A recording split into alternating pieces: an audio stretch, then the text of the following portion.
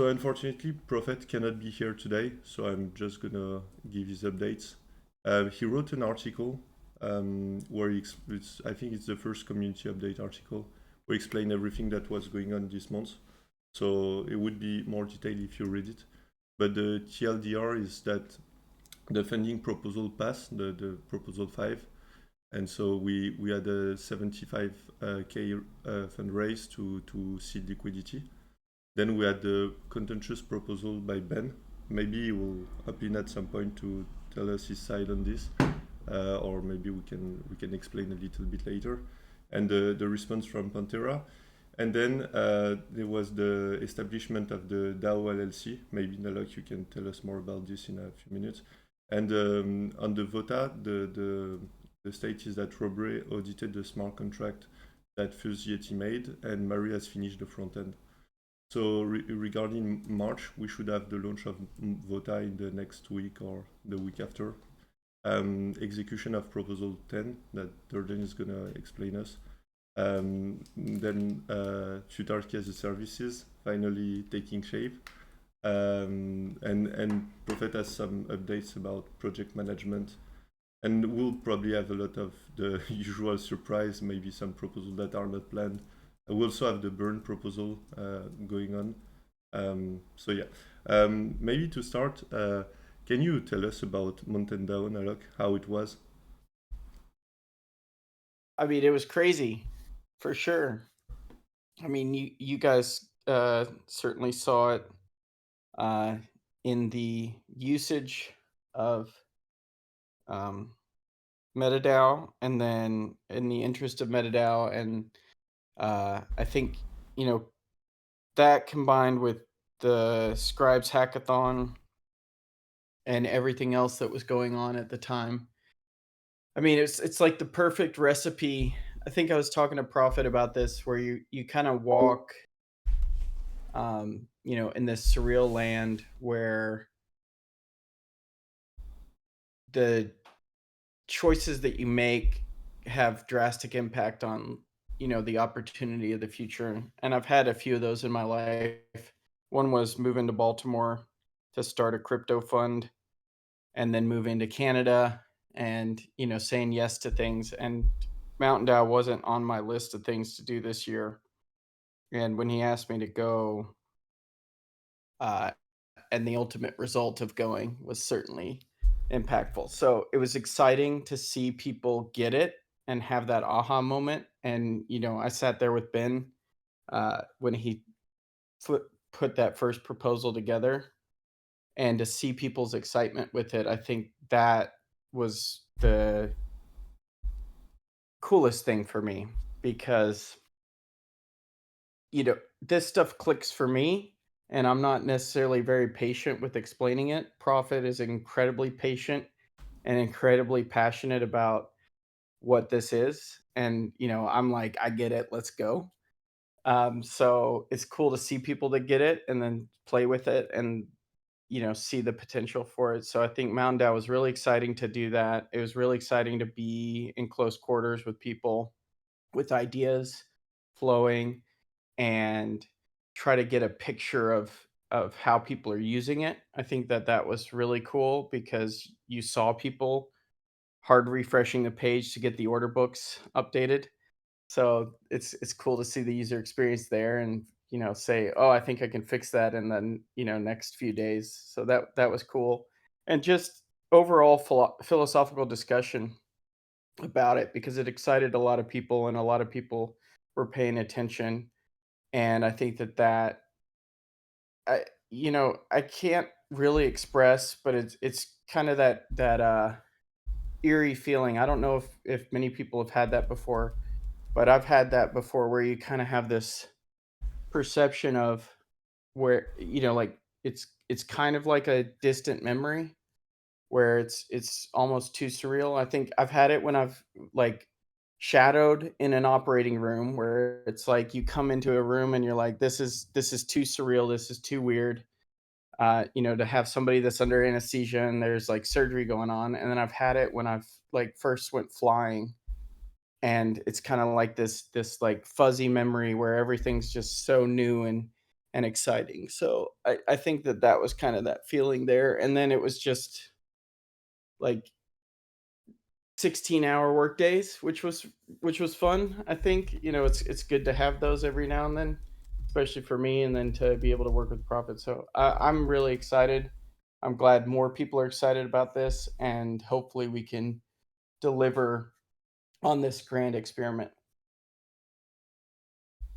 Nice, cool. So, I I'm really sad I didn't went there. I started to see on Twitter everybody. Uh, there were people from Margin 5, right, and a few other teams that were starting to talk about this crazy experiment. And I think we start to see a lot of traction and attention on Twitter. We already had a little bit when we launched, but mtndao was definitely an inflection point in the attention for metadao and maybe also for the legitimacy because people started to take the experience much more seriously once we had been proposal, especially once it reached the end and it failed. Yeah. So can you talk also about the state of the UI? What's going on right now? Yeah, we're working with I'm working with a guy that I've worked with for close to a decade now. Ophi in the chat, in our chat here.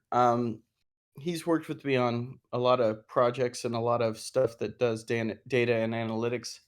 And before Mountain Dow, I reached out to him because I knew that, this UI is not in a state that like I'm necessarily proud of. Like for my stamp of like products that I build. And that's no offense to anybody. That's primarily me because I've strung a lot of this together and Marie's helped me make it look way better. And, Doe's done a good job. So I don't mean any disrespect, but so I asked him how much time he had available. So I bought all his available time to start working on this. And, he's engaged because people are using it too. So we've been working behind the scenes to get some concepts fleshed out that are unique to this particular undertaking. We have two markets that we trade simultaneously. It's a little bit different trading experience for most people, and then like how to deal with that. So there's certainly been a lot of work behind the scenes to get to a point where we're ready, and then taking what we have and understanding the inefficiencies and ineffectiveness with that. We've pushed some quality of life changes to the UI. So the order books are now WebSocket subscriptions. So you will see the order books change. So you don't have to hard refresh the page. We've tried to make some of the more of the elements reactive, so that you don't have to do hard refreshes on things. Um, yeah, I think that those are the things right now. I mean, obviously, building this out into full-fledged app in a uh, like careful way so that you don't get vendor locked into certain things and certain choices that you make. So I think that I'm incredibly conscious of that, where this thing should fail over and it should run anywhere for anybody, and then like have the nice to haves that exist on top of that. I know Descartes is working on the indexer, which effectively affords us the capacity to do the trades, the orders, historical performance for people on proposals and their trading activity. So that's ongoing as well, and that started well before um, anything at Mountain Dow. So those are things that'll all get stitched together hopefully in the coming weeks. The design and the uh, concepts that go into the design are almost finished to the point where we'll start coding. And then, the goal there will be to have a significantly modified code base, in that this stuff should make more sense and more people will be able to touch it and play with it and, contribute to it in a meaningful way versus the spaghetti code that's been done right now. Um, I'm trying to think. I've got some bounties out for the UI stuff in the meantime because I understand that this will be a process to, roll out and flip the switch over. So there is code that can be written that will be reused conceptually or exactly, and that's certainly something that people can go to the GitHub and take a look at and discuss with me. I had somebody, Lucas, reach out to me, said, "Hey, I'd like to be involved in, like whatever you guys are doing here." So I appreciate that initiative. And anybody that wants to like chip in, feel free to reach out.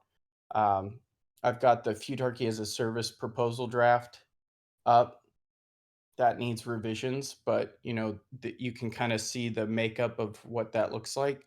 I don't think that I have reserved anybody in particular. If there's more people that want to work, and obviously many hands can make light work, so I think that that could be interesting to try to do, to where like you've got 15 people that could make up one person, and we could have a lot of man or woman hours in a week. That'd be pretty cool, I think, to see if we could make that work. So that's kind of the state right now. I'd say we're probably 90% done with the design. And, you know, I've targeted to start working on taking the design and building it into React components sometime this week or next. Okay, perfect. Joe, can you tell us about how it's going on with GMM? Yeah, sure.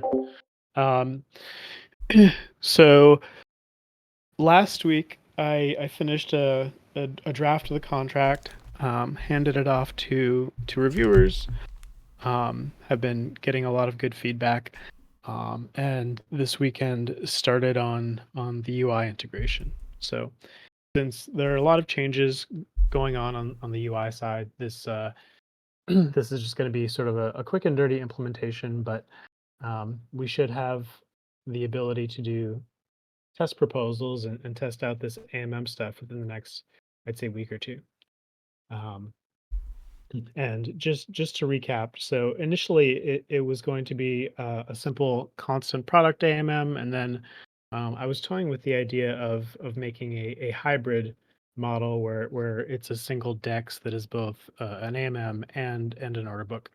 After a couple discussions with Prophet and given some of the weirdness around the current swap config, um, opted just to go with the simple AMM initially, so we can launch order books in parallel to that at the same time if we wish, and get more advanced as we move along. So um, yeah, that's it. Thanks. Cool, thank you. Maybe Ben, you want to tell us more about your side on Proposal 6? Um, Yeah, sure. What do you think? What should I talk about? I think everybody is curious to understand even how you found about the DAO, and what was your thought process going in the proposal, and what were the surprise and the things like that. Maybe at the end you can have a liquidity debate with Durden after he walks us through the proposal 10. But just like for now, the thought process and this. Yeah, sure. So, I mean, I met Prophet and well, I knew Colin before, but met them at mtndao, and just started chatting, talking about the futarchy and just like thinking about markets. I thought it was such a cool idea. I sat on it for a day, and then the next afternoon, when I was sort of done with the other stuff I had, came back to go sit over by Prophet and Colin again. And I was like, man, like I've like they were talking about they need a proposal that fails. And that was also sitting in my mind. I'm like, oh, I've got an idea. I would love to get a bunch of meta, but also I bet you I could make something that like might fail, might not fail, but will definitely be interesting. So I talked to Prophet about that, figured out what spot price was, figured out what everybody sort of acquired most like what the last raise was. So I was, figured I'd pick somewhere between the last raise and current spot and just sort of float a very large amount and just see what the reaction is and then bid it up. And, was talking about maybe the market will actually find my real price. Maybe it'll go higher than that. And that was a big unknown to me. Like what will happen? Like, will I end up pumping more money than I'd want to and then like wanting it to fail? Would I end up convincing people that it should pass because I've buying above like because I purposely bought some meta like way above market, like something like 250 and 300. I don't know exactly who that was to, who I was buying into, but I know some people were like slightly convinced, like, okay, maybe this passes. I'm not in such a bad position. I was just curious how all those variables would play out. And I mean, I thought meta was awesome. I just wanted was happy to end up with a bunch. Um, And as you guys know, I was flying back. I didn't think I was gonna have Wi-Fi. Definitely actually psyoped the group. And I was bidding all the way through on the plane on my phone. I was on my phone actually for a vast majority of those trades. I was either in the morning before my work stuff, and then or in the evening when I was just not by a computer.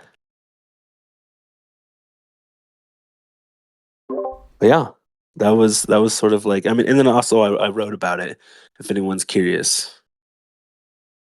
Oh yeah, Yeah, I it's think I think it was interesting because we were sitting there talking about it, and like the alternative proposal was like a dilution by 90% for everybody because we wanted to get a proposal to fail because I had been sitting there and saying like we haven't had a failed proposal yet, and so I don't know if any of it works. And like you could speak to the quality of the fact that like you got a GitHub gist, right? Like from the uh from the outset, get something quick and dirty out there. And then I think the other interesting thing is like we're in constant communication in person, but then, now the Discord gets to get fed it, right? So like proposal goes up, there's very little information that's been shared. And then you get, like the reaction when somebody, like somebody's trading on these markets versus talking in a Discord, right? Like it's there, it's in existence. You can start to trade it, and people have to quickly make sense of like, okay, this is going on. The questions in the Discord were great because people were like, who's been, what's this about, is this foundation, like all these questions that like I took in to say, here's how we build a better proposal, which was great. Like and I've talked to Nico about this quite a bit, which is in this experiment, we need to be documenting and understanding everything that's going on because these are the questions that people, will raise and need understanding for. So I think that was like a really good test for many different reasons because, lack of information, lack of like community engagement beforehand, and a launch of a market to see what people do. And like, especially when you come in and you're like, I'm ready to start trading too, as soon as it activates, right? Yep. Yeah, and it's interesting that you talked about like the order books, going on the proposal. Like there's it's definitely a form of communication, right? Like it's an absolute signaling communication, which is interesting to get sort of a single channel, not an extremely expressive channel, but a channel of communication that is purely market based. And and then what happens and how that actually affects the discourse, right? So like you make a big trade, a big buy wall, or you sell into a big buy wall, or or vice versa, and seeing how does that shape the communication on Discord. I thought that was quite interesting. Yeah, the Discord was wide. Like I think there never has been that much message on the proposal, and I think a lot of people slept less that week too. Like I slept less. I did. I Yeah, went to bed sometimes like pretty amped up. It was hard to like because I mean it's real, absolutely real money on the line, and I didn't actually want to spend more than 100K. That was like what I had in my mind, or at least like plus the 50 for the proposal. And so when it was going over that, I'm like, but this is so crazy. I like don't want to give up now. Um, and I actually didn't think. I thought if like basically what should the proposal pass or fail was something that was actually quite fluid for me, which was based on like my risk appetite, like how much meta was I even willing to own, and then just like at some point, if you like imagine if just everybody just sold to me, even if I was buying them for the same price at at 50 each or 33 each, and I bought all of it. Like what? So that I think that would have been like 600, 700,000 of it. Like that's completely useless. Now I just own a token, like, and no one gives a shit about it because they don't have it, and there's no community around it anymore. And so I was like curious, like where for me, where does that line? Where does it become like I'm acquiring something really cheap? This is awesome. To like, oh, now I'm just left with a bag that nobody wants. And that was an interesting balancing factor that made me think that even if someone came in with just huge bags, willing to put in millions, like at some point, like they'll have to have bought so much meta that it's like they'll just be the only owner, and then everyone who's able to cash out, still wants to see the futarchy. Maybe they just regenesis essentially and recreate just take all the money they had, have a more well funded DAO, and reissue a new token. So like there is some like like there's a level where it doesn't matter how deep your pockets are. If your proposal sucks, what you might end up buying is a dead DAO. Yeah, that's a fascinating thing. It's the same thing like with crypto in general, right? Like if a country wanted to attack Bitcoin, right? Like they'd have to exhaust so many resources acquiring enough of it and then like effectively just light it on fire, which isn't to say that that couldn't happen, right? Like that you want to destroy it, but that's what gives that like, okay, well let's go back and hard fork way back here and we'll continue on and you'll have wasted all your money, right? Yeah, I think actually someone did put that Joker burning all the cash meme in there. Like, is this Ben just trying to burn the world down? But no, I mean, That's I think the important question for me was like, can we show people that while the market can be manipulated, can it be manipulated in a way where it's not doesn't take a shit ton of resources, and it doesn't, and it's like it's worth it. And for me, at least in this specific proposal, I couldn't get there, and it wasn't a limit of cash. It was just like at some point, like this is just too risky, and I will have too much of this token. And I wanted other people's like I'd reasoned about that, like for a bit before we put up the proposal. But I wanted to it go just beyond my hypothetical. I just really wanted to see like what the fuck actually happens. But I knew other people like who maybe hadn't thought about it this deeply would be able to understand it via just it happening far better and far more concretely than if you just explained all of these potential market forces. Like it's just I think just seeing it happen and seeing it over the days, how everything plays out really teaches you maybe the same information you could learn by reasoning, but it teaches you in a way that you like believe it quite a bit more, and it makes you become more convicted in the idea, and that was a big hope of mine. But for me personally, it wasn't just like, oh, I understand this and all these plebeians need to understand it too. A bit of it was like I want to make sure I can have that same level of conviction that I think I have. Yeah, that's a great point because like I think about that a lot with trading because like you can sit there and theorize and say, you know what, I'll be fine with a 50% drawdown. But until your portfolio is 50% drawdown and you wake up in a cold sweat in the middle of the night and say, actually, I have no appetite for this. I don't have the like wherewithal or the capacity to handle this like I thought I did. That's the stuff that like and it came through. I know that I had a lot of conversations with Nico and a lot of people in the DAO and the Discord that they were like, "What is this? What does this mean? Like, if people can just come in, like, and not to put Nico on blast with any of this, and like, I think the conversations were constructive, but I think a lot of people reevaluated their relationship with what they thought this was versus what it is.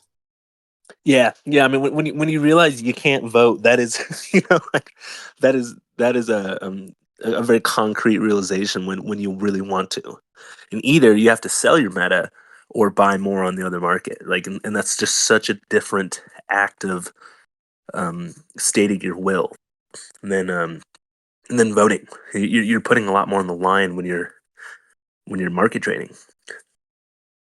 Yeah, Indeed. and to be honest, it would be a bit the same about voting. Like for me, when you came, my first reaction was, okay, I don't know who that person is. but we have a different vision on the path forward. I was more. I think you are very. Let's move fast. Let's raise a lot, and let's roll kind of. And I was more. Let's go a bit slowly. Build the stuff that needs to be built first. Grow and don't put the carriage before the head edge. I don't know if that works in English, but and so Right before the horse is oh yeah, the sorry. US one. No, no worries.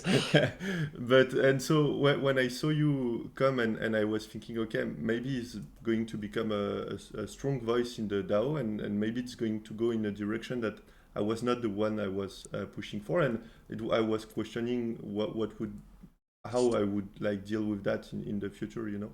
And then Yeah. the market, it was fun because each day it was a bit different. Like the first day you're like getting used to the fact that the reality changed a little bit, and then you start to trade the order book, and then like I think this proposal not only it stressed the economics and the incentives design and everything, but also the on the technical side. I think I never watched the TWAP that much, or like the spread, or trying to find when you go to sleep. I think I woke up at night and I watched the. Myself was sniping me.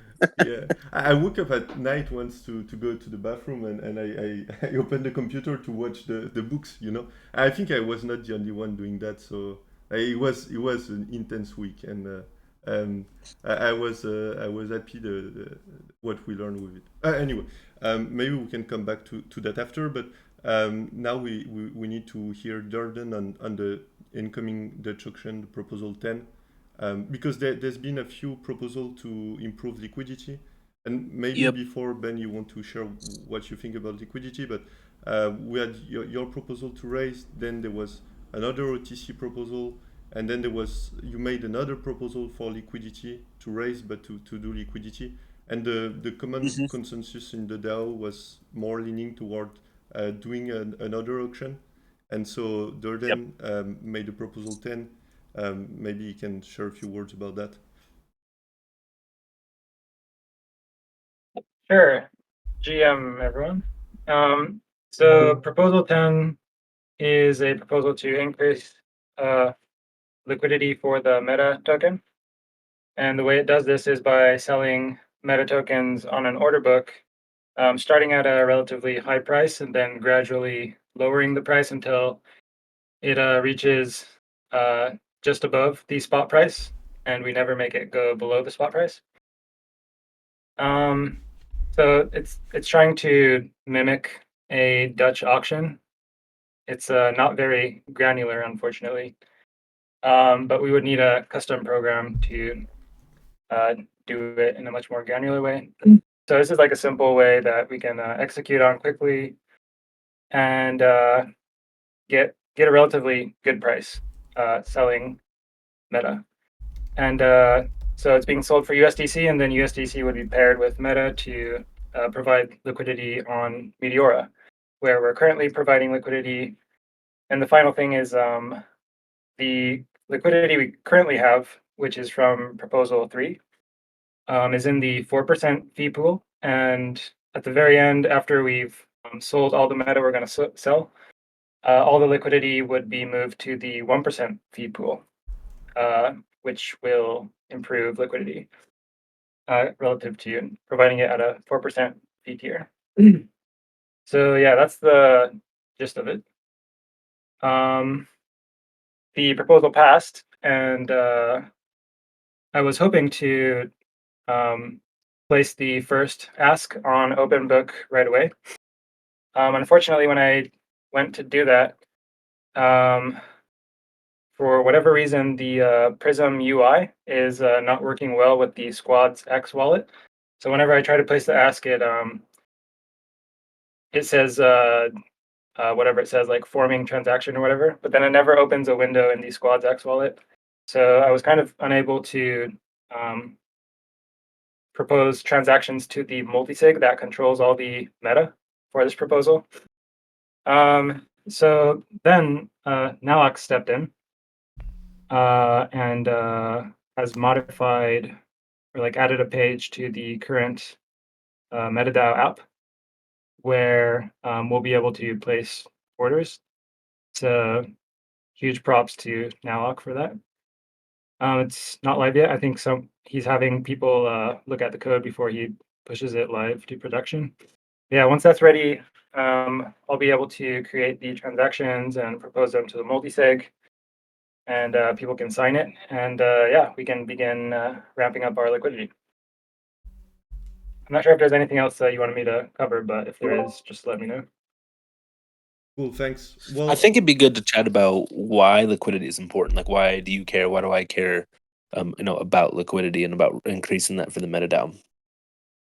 exactly, yeah. Sure. I'm just one guy, and this is just my perspective, I guess. But I think it is actually a difficult question to know like how much liquidity we should provide. Actually, I've seen this exact same discussion play out in Lifinity, where I'm a core team member, and the Lifinity DAO is always like there's been people on both camps where some want to increase liquidity and some think we have enough and increasing beyond what we already have is just a waste. And both have points for sure. So typically if you're providing USDC liquidity for your token, uh,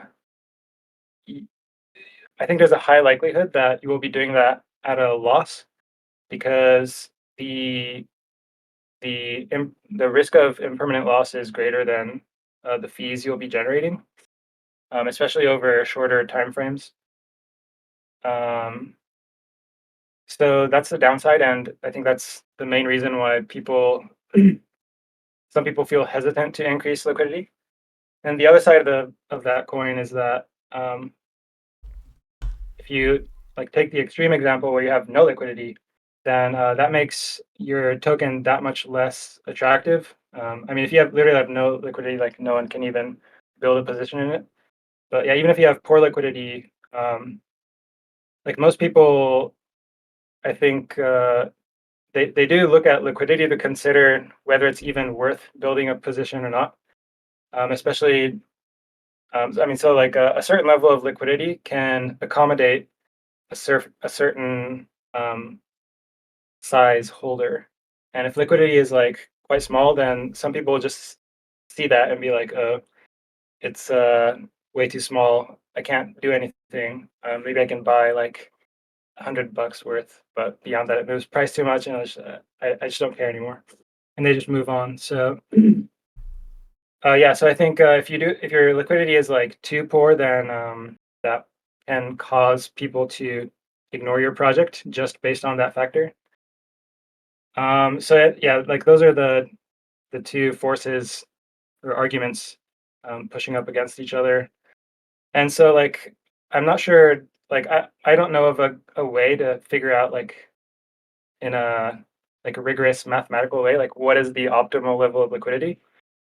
Um, but yeah, I guess I have been paying attention to what people have been saying in the Discord. And people don't talk about liquidity much anymore, I think because Proposal 10 has passed and they know that it will be increasing. But prior to that, there was a lot of complaining about the liquidity. And that's partially what led to the proposal being created. But yeah, those are some of my thoughts. Here's what other people think. Yeah, and if you have to say what's the first reason why you want liquidity, and then the second and third, like order them, would the first be that the volatility on the spot market is less, so you take less risk by trading proposal because you're locking for a few days, or is it just to build position, or how you put them?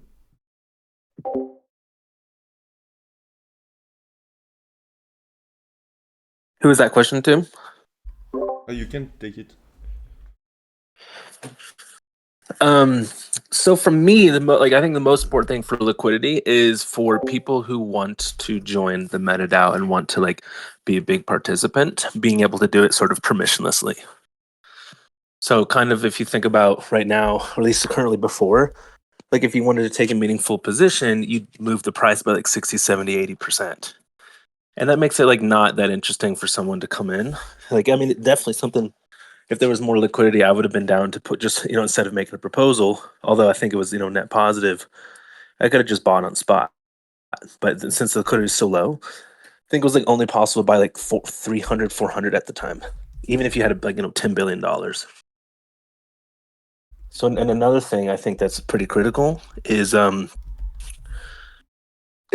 basically when you have this market-based decision making, but your token is moving like 40 to 50% in a single day, it really makes it hard to like sort of like make orders with conviction, because like the price is just moving all the time, and it's moving as new interest is being gathered. So like it's hard, like you're taking a big risk to participate in the voting markets, because like your orders are going to get arbed away, and and you can't watch it 24/7. And so like this is even like far worse than permanent loss risk. It's just like, hey, the market moved risk, and you're not a market maker and you don't have a professional setup, so you basically lose your meta at a price that the market doesn't agree. So like really you should be like thinking about now, because liquidity is so low, is you should really think twice about putting sell orders at all, or just putting orders in the market. I think that's a huge problem, and that's something I think that like personally I think I'm on the extreme side of this relative to most of the people that have voiced their opinions. But I think something like, while the DAO is taking off, I personally would love to see like 25 to 50% of the total supply like being in liquidity, and allowing people to get in, and like reducing that over time.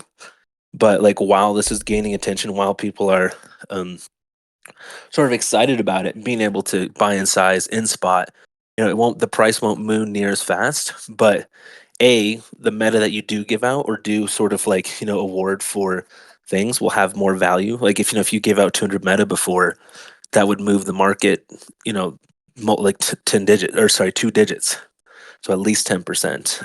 And where now you could give out meta, and like in that meta would actually be worth to close the USD value. And they could sell it or they could keep it, but it allows them to not, for that decision on on a relatively small amount of meta, to just completely change the market price. And so price stabilization for the MetaDAO to me is like a feature, not a bug. I mean, it's cool that it's kind of been meme coining, and like anybody who holds a bunch of meta definitely is going to like it. And then the point ultimately is for number to go up. But long-term sustainable value, I think, needs a group of people who are highly invested, highly interested in the success of MetaDAO to create revenue-generating products.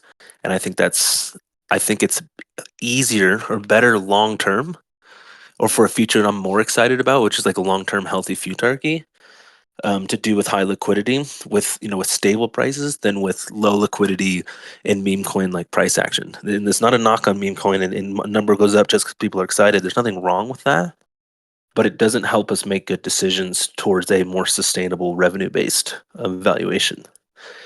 And then maybe that's just a question that the MetaDAO needs to ask itself. Does it want to be a meme coin based value system? And this is not a knock. I think it's a reasonable direction, or a revenue based value system. I mean, I know where profit stands on that, but it's good for people to reason about them themselves. Like, would they be willing to sacrifice short term meme coin price potential upward movements, and potential downwards movement? Or do we want this to be something where we all work together to create a revenue generating like system?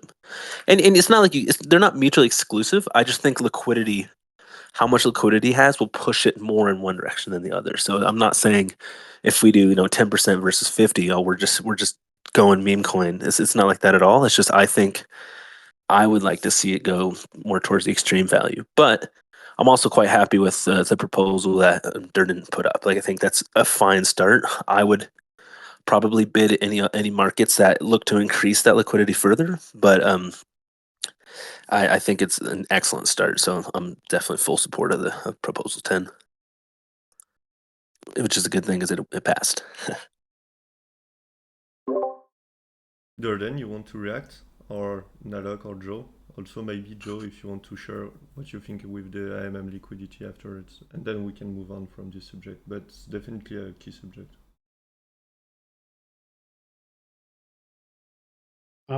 Sure. So one of the main reasons for introducing the AMMs is for the liquidity on the conditional markets. Liquidity was okay before the price run up, but once but even then not great. But especially after the additional volatility, when the spot price is swinging around, that just clears away all the conditional market bids and asks, because anybody can just like instantly arb those. Um, so having a system where you don't really have to worry about that is going to be hugely beneficial. Um, How does? and yep. Oh, God, sorry. Go ahead. Continue. No, please go. So how one thing that I've been confused on, I tried to talk to Nalik about this, but like I don't know that. Yeah, I don't know. I was able to reach a satisfying conclusion. How does who supplies the liquidity in the conditional markets, and how does that get seeded Mhm. Yeah. So the proposer will supply the initial liquidity. That's going to be like, uh, for both you markets? know, for both markets. So if the requirement is, say, like $2,000 on each market, then you'll deposit like $2,000 USDC, $2,000 Meta. You'll get your conditional token pairs. You'll deposit those in the AMMs, um, and that's where the initial liquidity comes from. But these conditional markets are really the ideal, um, like I'd say like venue for AMMs, because in an AMM you don't want to leave your liquidity position there for a really long time, where the price might swing around. You'll get impermanent loss. Um, but these conditional markets will also have pretty high fees as far as AMMs go, like somewhere between 2 and 5%. Um, and there's going to be a lot of volume. People are always in the order books, duking it out. So those three factors really make LPing in these conditional markets attractive. If you've got like, I don't know, I could see myself being a big LPer in these markets, regardless of And how I feel about. what if the proposer doesn't have a ton of capital, but they've got a great idea that really ought to be traded on? How does that work, or how It's a might good that work? question. Yeah. So there's not like a really obvious solution to this, but I think I could see somebody lending a proposer the initial liquidity, or maybe there's even something built into like a smart Mm. contract wrapper. But the main goal is to act as a spam filter. So I think that's the real motivation for it. Interesting you mentioned spam filter. That spam filter from a how much capital you have filter. But let's say you have capital. Putting an LP position in a conditional market, it's like, I don't want to say it's no risk, but it's like fairly low risk. So if you have a lot of capital, the cost to put up, let's say even $10,000 each side, like no big deal. Like you'll get it back and maybe and then some. Yeah, So I mean that's yeah, there's definitely a power law to like people's wallet sizes. I think that you do want some like base level though. yeah, there's I think a base level of like, it's just like there has to be enough initial push into here for it to be worth anybody even think about it. And if there's no one willing to put 2,000 3,000 down, even if they get it back, then it's like, okay, well maybe this proposal just in the grand scheme of things doesn't matter. And again, you yeah. do get that filter. Mhm. Interesting. Okay. Okay. Well, I would also say that even though we should increase liquidity and it will help, there is also some things we can do on the design standpoint. For example, I like to trade a proposal when they start and not closer to the end, because the market tend to be more inefficient at the beginning. At the same time, you take more risk that the market move. But the fact that if your risk is that there is volatility, you can trade close to the end of the proposal. The problem is that because of the way the TWAP works now, there is an impact. So I think there is a lot of parameters we could move around, even making the proposal shorter time frame to Oh ease a yeah. little bit those concerns. And it's still the first few months, so I think we'll figure this out. Those liquidity discussions are passioning, but we need to move on because it's already 45 minutes in the call, and we still need to hear Nalok about futarchy as a service, and also about the LLC, and then a few words about the scribe. Nalok, can you pick it up? Prophet really does just hand over everything to me whenever he wants, right? I mean, I guess I signed up for that. So, yeah, so futarchy as a service, I think there's definitely been a healthy discussion around people leveraging this. I think that it solves for the intention problem. It solves for a lot of like utility questions around governance tokens. It creates volume. There's a lot of interesting things that evolve out of this that takes stale governance and makes it interesting. There's still a big question I have about attention span for people to always be trading this, but it's one thing that this market, these markets and crypto in general has taught me is that people learn to trade one way or another. And I've seen it with NFTs where we get leverage position, we get futures, we get, like everything that we know about trading token is now come to NFTs. So, there's definitely the appetite and the education provided there. So, um, like one of the biggest questions that we had when we started this was, can you make this easy for people that just want to cast a vote? And I think the discussions evolved into, well, how do we just make people better traders or become traders instead? So these are interesting problems to solve for, and I know that I was talking to Joe about this last night, which is this is a grand experiment. This isn't that we've solved anything or we understand everything or that we've struck gold yet. So I think that there's a lot of experimentation that needs to go on, and I don't want to undercut or not stress that enough for people. I'm interested to have people join in and start to dog food this with us so that we can build better experience, because the more people that use it, the better feedback loops that we have, and feedback loops are everything.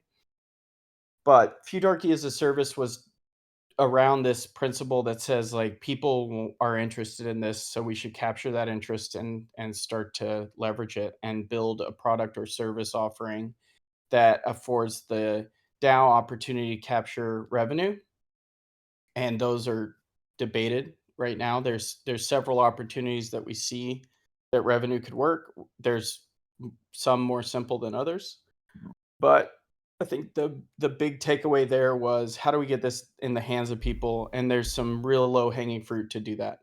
And the first thing is, this was designed around the premise of a singular DAO. So let's make modification to the contract so people can create their DAOs here. The other steps are make sure that you've got a user experience and user interface that people trust and can use in a seamless fashion. And I think that that's where AMM comes in. It's quite intuitive and people have used that extensively. So, if you're familiar with Jupiter, then you should be able to trade the markets here. I think that, different DAOs are going to have different ways that they think about these things. I know that, I've had some conversations with different people that said, listen, I don't think that this should control parameters, but I think it should control the purse. And I think that that's an interesting perspective to hold, and what different things might you need to consider if you're, controlling a purse and not every aspect of everything. Or let's try it out for a project for a foundation or a DAO, right? Like, can we put X amount of dollars in here and, test it out and see how these things work? So I think that there's a lot of interesting aspects of this that we could probably crawl with teams and then walk with teams and then run with teams, and maybe some will just say, you know what, this is the best thing since sliced bread. But basically wanted to get a proposal out there so people knew that we were thinking about this and that people could reach out, and then have a place for discourse and conversation around it to say, well, what does it take to get there? And I've been really appreciative of people's feedback and takes on the revenue potential, where attention and focus needs to be. And I'm incorporating that into an additional draft or a modification of this draft, and then hopefully we can move forward from there and have this proposal out to be voted on. The proposal itself is, something that allocates some resources to this undertaking. We have cash that is available from our development of Buddha.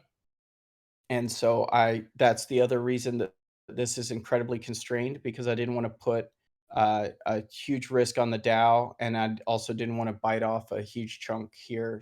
So, it looks like Meta may be burned with this proposal 11, and probably a better thing that I didn't ask for Meta for this, but I think that's going to be an interesting thing to see. Is like this isn't asking for a lot. This isn't trying to do a lot, but it's trying to get it out there and orient people to let them know that like this is going in that direction. Cool. Yeah, looking forward to that because I think we'll learn a lot. Like the more futarchies there are, the more we'll iterate on the little like incentives adjustments, even like on something very simple like proposal times. You will start to see data on what tend to work best or not. Even on liquidity, we'll see different liquidity on different futarchies, and we'll learn a lot from that. So even the revenue will be good too, but I'm very excited by the kind of getting more data out of it. Do you want also to share what happened with the LLC? I think what was finished this month was in profit. I think.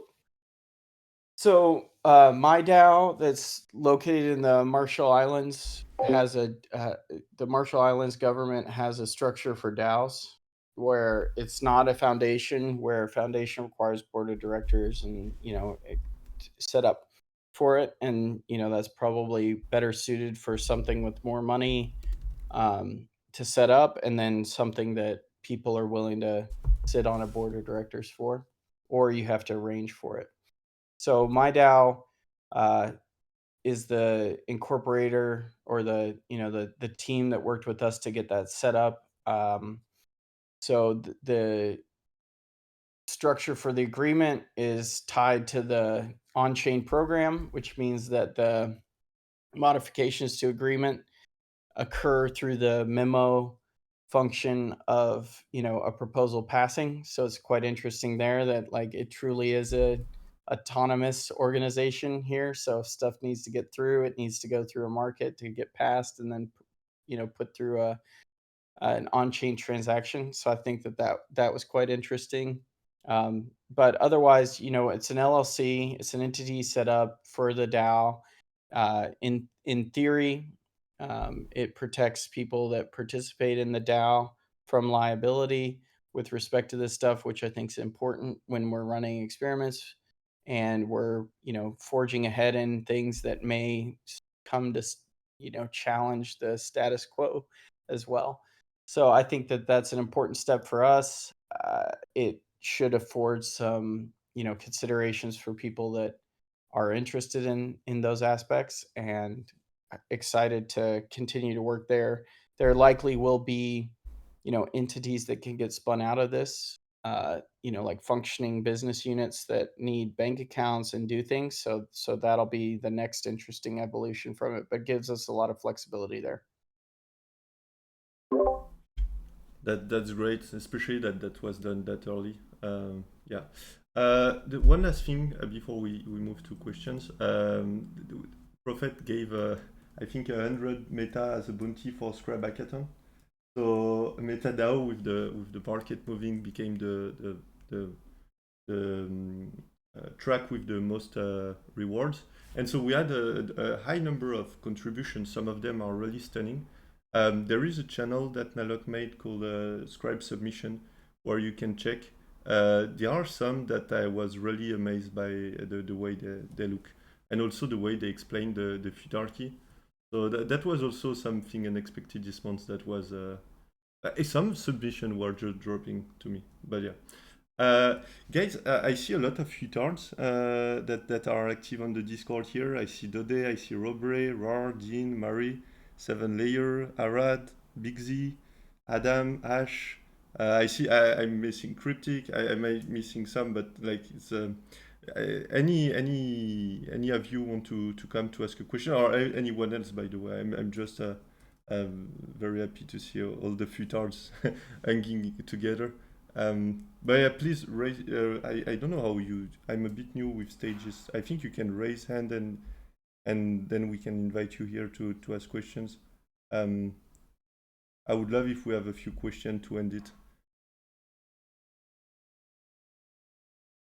In the meantime, guys, if you have anything to add, feel free. And what are you most excited to see next? For me, it's definitely futarchy as a service. I want to see more of them, and I want to see where the because once we get more of them, we'll see some fails, some. Okay, we have a few people. Let's give them the mic. Big Z, should you go first or should I? Okay, I'll go first. Oh, yeah. You were too slow, bro. I'm super. Somebody just said I think it was Nalok. Anyway, somebody said that futarchy as a service is the most exciting thing coming up.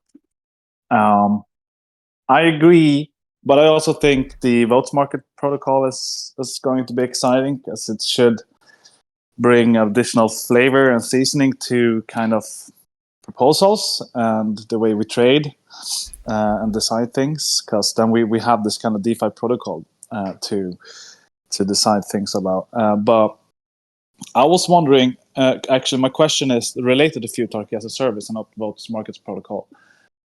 Because I think that one of the big challenges we have is being able to explain futarchy and how it works in a really like explain like in 5 fashion. And I think the easiest way to go about it is creating good digestible nugget-sized content. And we saw from this Scribbles hackathon that there was a lot of really good content created. And I was just wondering for those of you guys who are like really hands-on with stuff related to MetaDAO and the mission here, if you have thought anything more about that aspect, because I mean when I'm trying to spread futarchy, the word, a lot of people have a real difficulty with understanding it, and just like myself, it took me quite a while to get it.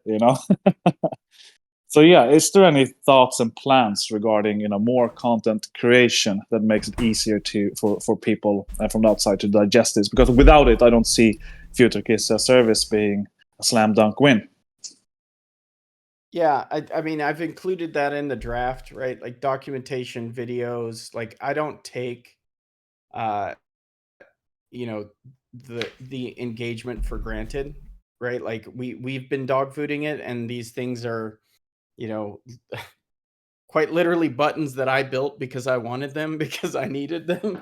So I could completely understand that, like, that's non-intuitive, and like it's probably a broader question of like design and development. I think one of the things that can move the needle is getting this more aligned and consistent with like people's current trading experience, and like capturing that group initially.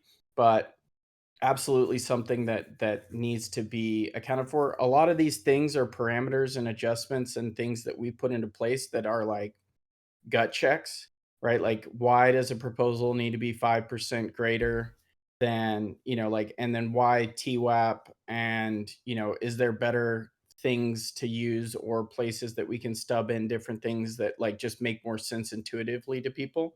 I know that TWAP for me was 2 months of Profit sitting down and explaining it to me, and I'm like, but why doesn't it respond like I would expect it to? So like those things, I think those are rough edges that I think we can design around and out of. And then from there, I think that, yeah, content engagement, getting people to the creative people to build this stuff. I know I was showing my dad the comic that Dr. PP had produced, because I was like, this actually probably explains it. He had some questions about tokens, and he had some questions about what's the bear. so like as soon as I said, oh well, it's like a stock, then he understood it, right? So I think coming back and then like having these people that like haven't traded crypto are like a good test for that. So like I would absolutely, include that stuff, and then like where the rough edges are, saying like, does this need to exist at all? And then, like, or what are the choices that we have to make there? So absolutely something that I've got at top of mind. Awesome. Thank you for that reply, man. Thanks, and happy to help as always. Yeah, I'm gonna lean heavy on a ton of people. Like this is a lot of like initial like in my head stuff, and that's one of the things I need to, like I'm constantly improving in life, but the big things are gonna be like I'm gonna start asking people a lot of stuff and for help there. And this will be my best effort that I can put forth for the DAO and for creating this thing. And I'm not gonna always succeed, but hopefully I can place people in the right positions to be able to take charge and lead to success as well. So yeah, like it's a lot. It's quiet. There's a lot in people's heads right now, and hopefully in the coming days and week we get more and more stuff out there and more information so that it is like top of mind. Awesome, man. Well, good times ahead. Looking forward to see how this develops, and help out if I can. Thanks. Sick. Big Z, and then we got Dean, but Big Z was first. Yeah, I can be really quick. I guess I just wanted to raise some questions for everybody. So I know there's a lot of like ongoing projects right now in MetaDAO. Like there's people who want to do X or do Y. Like for me, like I think improving the program to be more robust, like just some of the GitHub issues I raised, would be a really cool thing to add. But I know there's a lot of ongoing projects at the same time.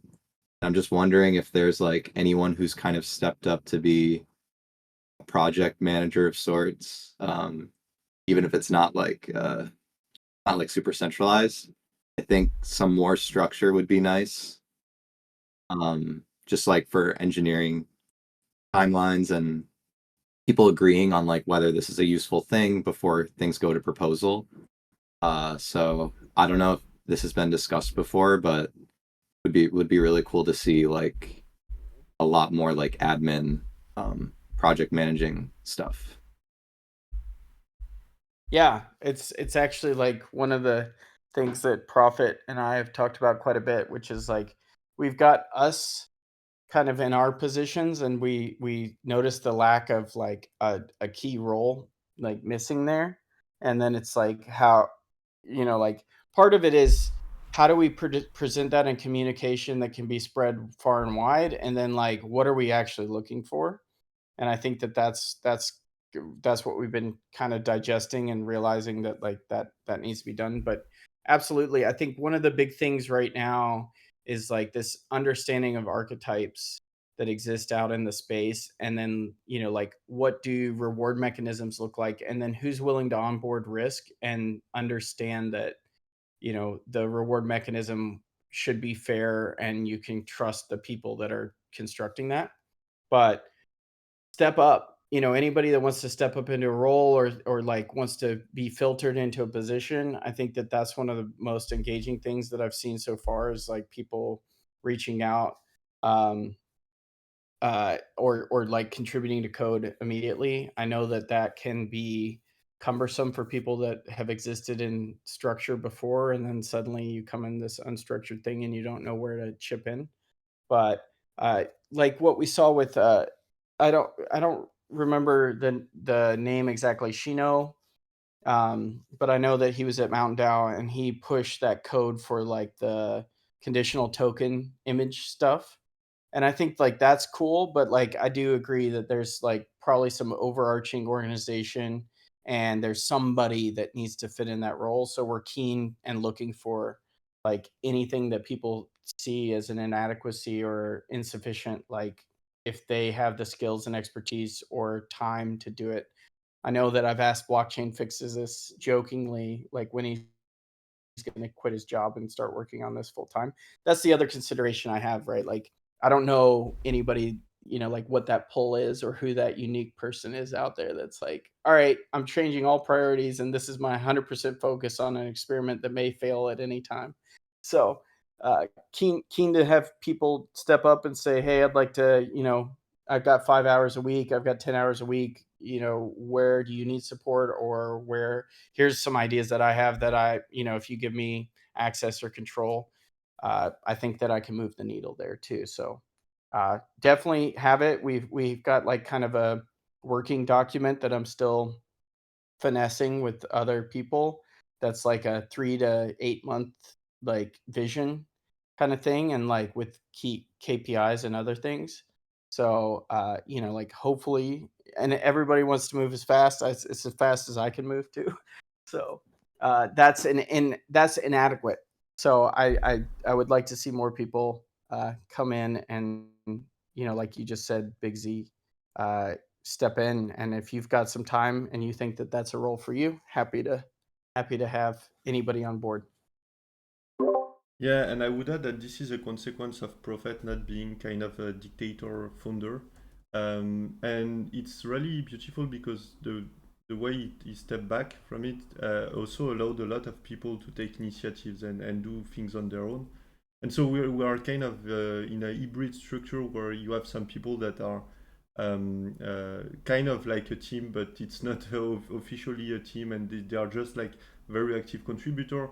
And you have people that just come and contribute to something very specific on a few hours each week and stuff like that. And so there is a balance to find, and I think it will be found, but it will take a little bit more time than kind of a traditional, more startup-y vibe project, But we gain also a lot from being different, and yeah.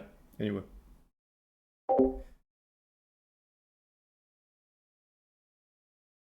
Dean, you're here. Hello. Sorry I'm late. Loved everything I've heard, and always awesome discussions in the MetaDAO Discord.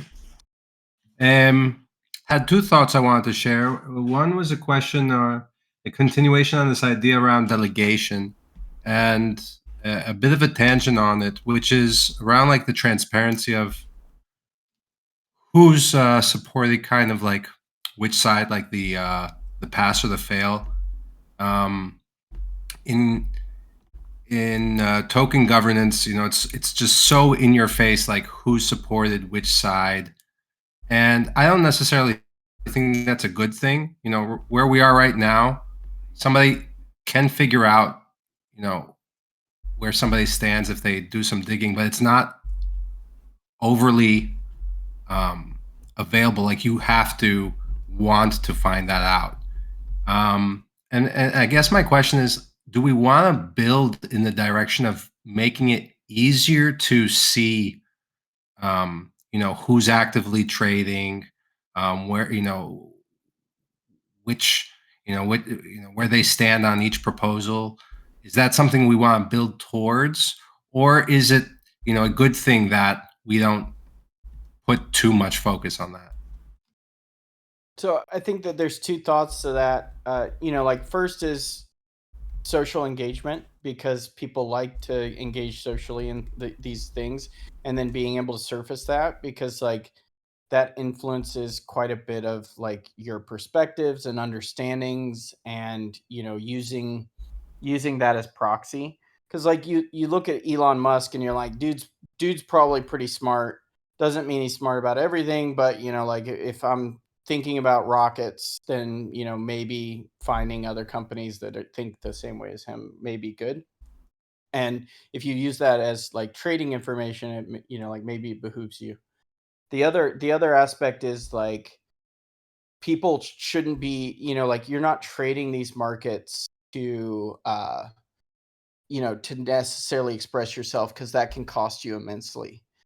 And so like in theory, people kind of converge to this understanding of, actually I should just be trading an arb when it presents itself, like not trying to make something pass or fail.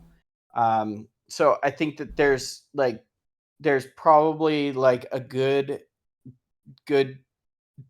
debate around creating social indicators so that people understand, but there's probably like a fundamental understanding that it's, regardless, people will build the analytics so that you can identify participants, and maybe if we build it, then we can capture it, the screen time, the eyeballs, and then like it's kind of irrelevant ultimately, because you shouldn't be trying to express yourself, because if you do, it's going to cost you. And you can quite easily see that like when you start to trade these markets. So I'm not as concerned about like running experiments and just building stuff out and then saying like, turns out, like we cut trading efficacy by 50% by listing, somebody's name next to next to trades.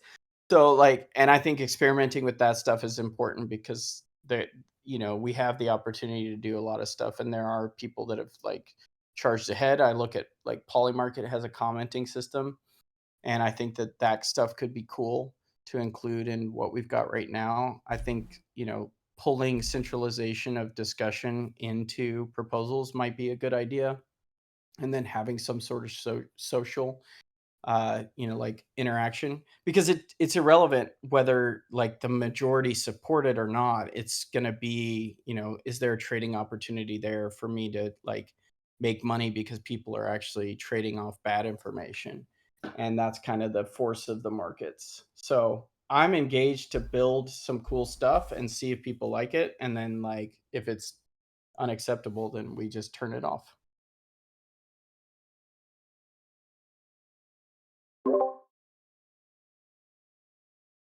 Yeah, I think the argument of it's a kind of content is a good one. Inevitably somebody's going to build it. Um, it's just a question of, it's like, is it prioritized by us to do that? But you're right, it is definitely content.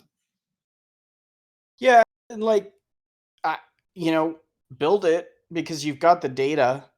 I mean, you're going to have the data so that you can do trade history for users, and like, it's an ancillary benefit. And then if people don't like it, or there's, something about it, but like, that's what all these wallet watchers and all these other tools do. And if you can, like, one of the focuses of the DAO, in my opinion, should be to try to, do as much value capture, whether you do anything with it or not. Like, that's left for better minds than mine, but at least I want to afford it the opportunity to do so, and then say, like, the DAO's made a decision, or the community's made a decision that that's not something that it wants to. But the switch is there basically, and that's kind of the way that I'm approaching this, is that the DAO should have as many things considered for it as possible, and then let people, markets decide, or people that want to stand up and, charge ahead with the initiatives drive. Because, it won't necessarily be me. Hopefully it's more people and more business units and more people that are thinking about these things in critical ways that are far beyond my capacity. But affording it early on and saying like, we did capture a lot of attention and it's there, so do with it as you wish, is something that I think that I value and I would like to align with, for the DAO.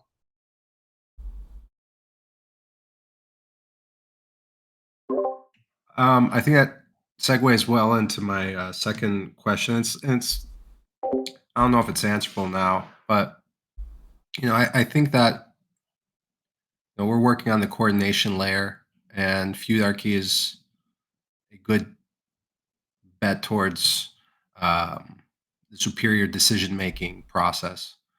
Do you think that our scope might go beyond just figuring out decision making and coordination, and expand to things like figuring out some of the things that we're trying to figure out now, like contribution and retroactive compensation contribution and execution, different things like that?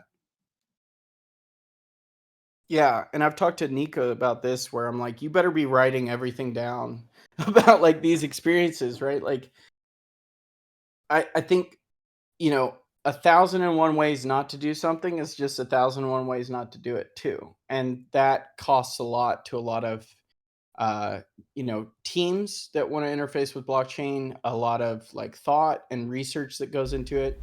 And just to harp on Ben's point at the beginning, you can theorize a lot about this stuff, but like putting it in action and then seeing, the result is like worth its weight in gold there. So I think that that's incredibly important to say, like let's get something out there until it's massaged in a way that like it works and it's effective. And I think that, this affords quite a bit to be like truly autonomous and as an organization. So that's going to be exciting to see where you have these things like, well, if we're going to do retroactive compensation, what about a token vest? And what if we do like a very aggressive token vest that's like 5 years and, like it vests all at the end, right? As a way to retroactively, like compensate you, similar to like a like early startup, or, for your role and the risk that you're taking. But then you have to answer questions about like, well, what happens if the person fucks off? And, like, how does the DAO handle that? And then like, where is the trade-off there so that the DAO doesn't rug the person either? So I think we will like naturally come to these like, beachheads, and hopefully we come up with many experimentations on like how not to do it as much as like how to do it, and hopefully we figure out how to do it. But yeah, like how do you coordinate with something that decides on markets in 5 days? I think is like the big thing right now. And so reduce the time. Let's see if that works, or create flexible time. I mean, we had 10 days before, right? And I remember as soon as the first market launched, Profit was like, "Why'd I do 10 days?" So so I think like these things are like unknown, and hopefully we can charge ahead with a lot of this stuff. And my motivation is to experiment with this and not treat it as something that's like this fragile existence, and we should be very careful before we do anything. I respect the seriousness of that, and I don't think that like I don't want to undercut that we are doing the best we can to be, like cautious and careful. But at the same time, I want to see more things like Ben, where it's like we take a step out and we've got, an idea to experiment. And, I don't think this is like one size fits all either.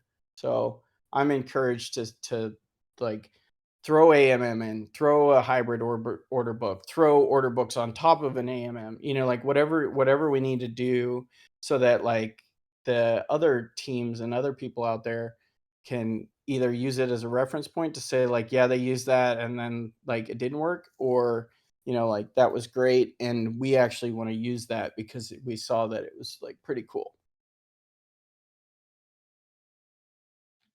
Yeah, I'm encouraged by that. Like it's good that we're experimenting in multiple areas. I agree that just something as seemingly trivial as proposal duration is obviously super complex when we start in practice. Like back when it was 10 days, we didn't even have a spot market. Like it would just be brutal for people to be trading with a spot market active if it was 10 days. So Well, and that's the thing we realize, right? So now you have a spot market, but now you have high volatility in the token because you have low liquidity, right? So now you have this swing of price which wipes out one side of the books so it doesn't make it so that's very easy to trade futarchically in these markets, and that kind of brings up another point. But that's why I think the experimentation and understanding means that you're trailblazing so that you could go, and I know I've talked to Nico about this again, which is like,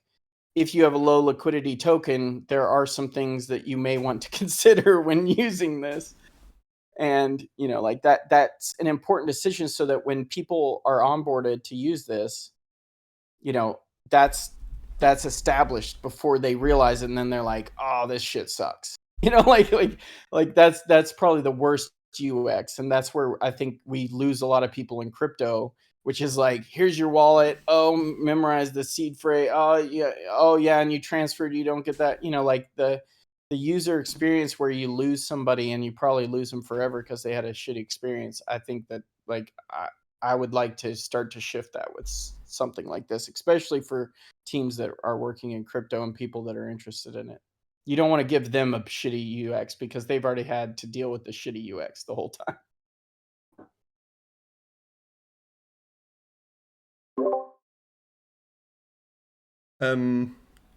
Does anybody else have another question before we wrap up? Because we are almost an hour and a half in.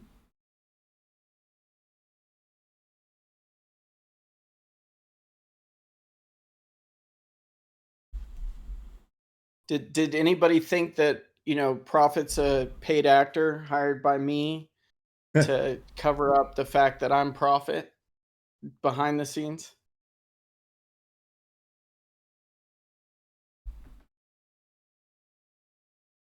That we had a joke at mtndao at the very end. People were buying into a psyop, and we definitely didn't mean to like influence them in one way or one direction or the other. Given Prophet's desire to fade into obscurity after this. Yeah, you know, it's funny because often I think, what happens if this person disappeared tomorrow from the metadao? And in most projects, the founder disappear like a few months after the project just started. The project is dead. But I really think that if tomorrow Prophet disappear, and I still think that Prophet is maybe the most important person to help this project grow still. But there is already a lot of people that started to appropriate the idea and push and contribute to the DAO. And even here, I'm watching the chat, and I see Big Z and Shio and Joe talking also about Agrippa and how they want to coordinate to improve the program. And I've seen so many contributors come since the beginning of the project and just do stuff without even asking compensation all the time. You know, sometimes this discussion come up, but a lot of people, they just review the code without expecting anything. Maybe there will be retroactive things. I mean, it's planned, but I think most of people, they just came excited and they just wanted to do stuff. And that's like a thing that I haven't seen in that many projects. And each time I saw it in a project, it was a special project, and it fared well. So that's really like incredible what we have after a few months. I think when Prophet watched the community call, he will probably agree that it's like beyond what we could imagine in the early days, kind of, that were like just a few months ago. Okay, so still nobody with a question. So we maybe want to wrap it. Just gonna wait 30 seconds. Arad, I see Arad. Shoot. Hey, can you hear me? Yes. Okay, I can't hear you right now. Like, for some reason, I can't hear you, so I'm just gonna say it, and then if you can push me back to the audience, that would be great, so I can listen. Yeah, basically, I was thinking about following the retroactive proposal that Prophet's gonna push.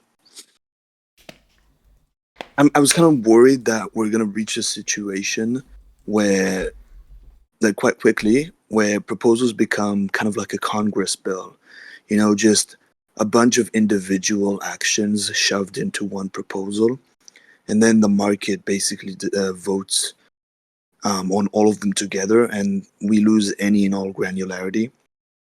So obviously, like, there may be clauses in there that are plus EV, and there may be clauses in there that are minus EV, but then at the end of the day, we only vote on the aggregate, and the decisions that are made are just not optimal. And that seems like an easy thing to do for the for the people who are very active in the DAO, and want to get a lot of things done. And I don't blame them. Like, I would probably do that as well. But as a more passive participant, i.e., a market participant and not an active contributor, that is something I would be worried about. Just like these massive bills, like 20 actions in one, and then just, that's how we get things done. So yeah, I'll clear the stage. If you can kick me out somehow, that would be nice.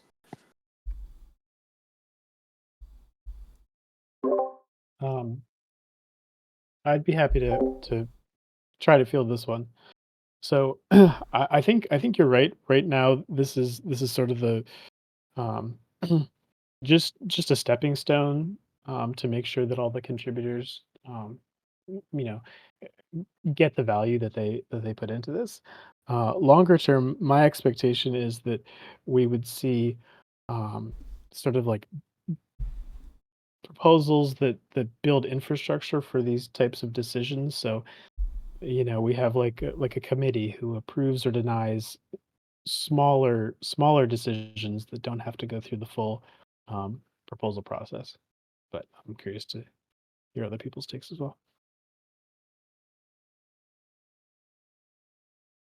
I think you've hit a good point, which is, like, honestly, as you get more sophisticated participants in the markets, that price resolution should get there, and you should absolutely see, like, in theory, rejection of the proposals if they're not, like, positive enough, right? Like, to move the needle significantly enough. But you do come into that, but that's where you get into the theory of, like, experts are the ones that are crafting this, and you should be crafting kind of like the guarantee pass, because, like, otherwise you've got enough speculation in there or enough challenges to really not move the needle.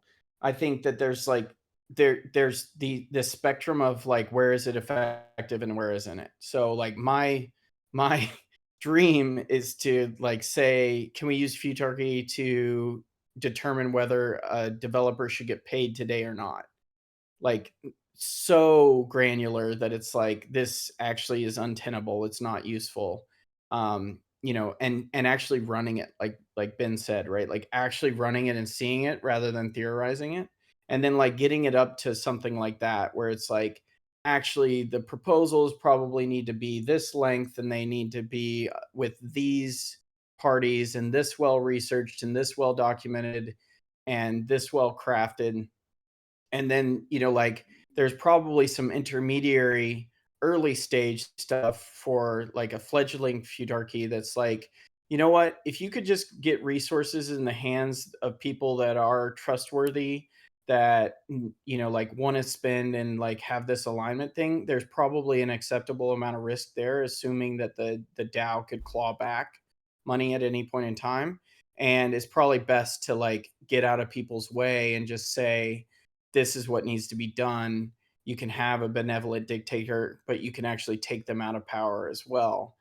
So there's probably, like, this spectrum of what's acceptable and, like, what's tenable for the markets. But I don't think that we know that. And I think that you've brought up, like, the particular point, which is you kind of stuff it, and maybe those are good proposals or they're bad proposals. But I think part of it is, like, getting there and then, like, seeing what the market, a sufficiently sophisticated market, trades with that information on, is going to be important. And then, like, to say, like, how can you combat that, or what are some considerations there? Because, like, in theory, anybody can put a proposal up for anything, and they should be able to, right?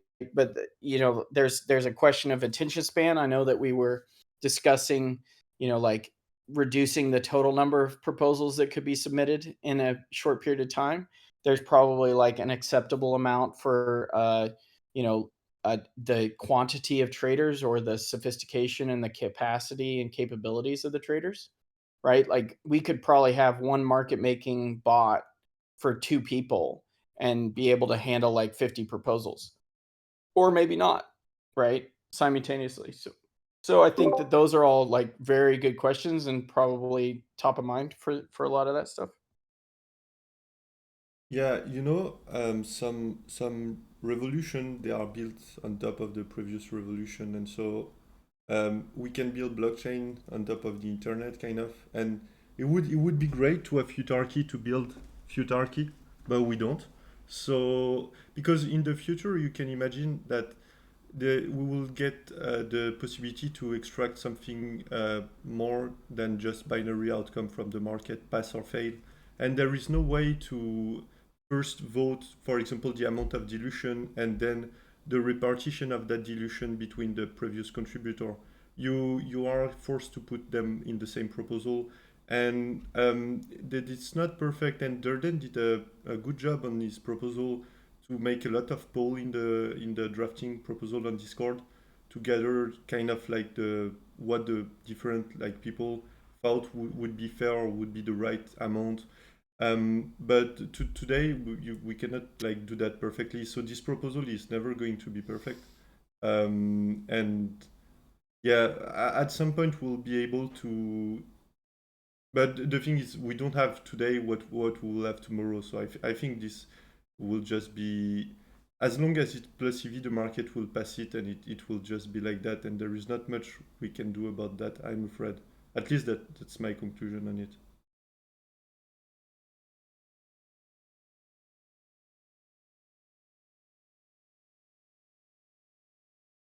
Durden, you wrote a proposal. You have some thoughts about that, like when you were writing the proposal. Sorry, which proposal? Your proposal 10, when you wrote it, you polled a lot in the Discord, people to get their inputs on the number you have to put in your proposal. Do you want to add something about that?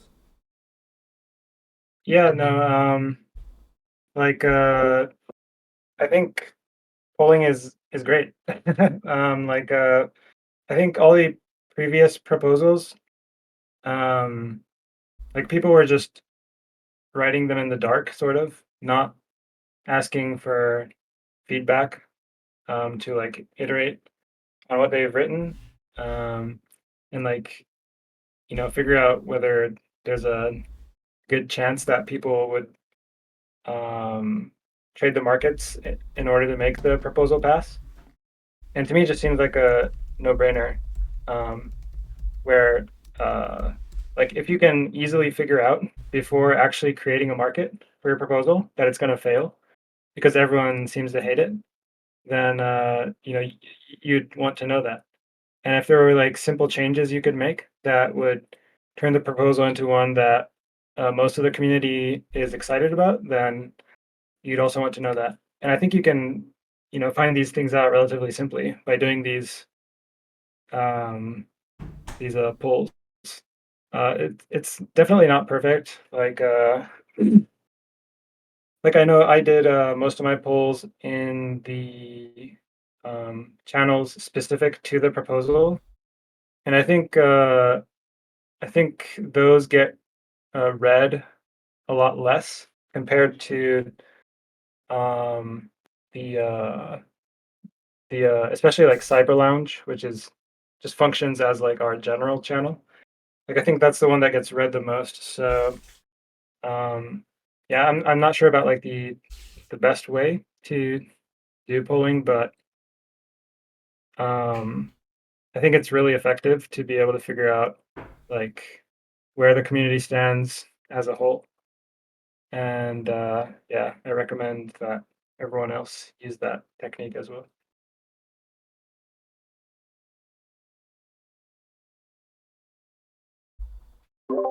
Thanks. I see some people join, but we are already 40 minutes and an hour now. Maybe it's a good time to wrap up because it's recorded and I don't want to scare people with a 2-hour call to watch. Yeah, we'll do one next month too. Since I don't see any more question. Oh wait, there is one last message in the chat. Okay, maybe it's a good time to wrap up. Thank you everybody for joining, taking the time, and yeah, I don't know how to end this. I'm really excited for what we have coming this month. So yeah, let's see all of us next month.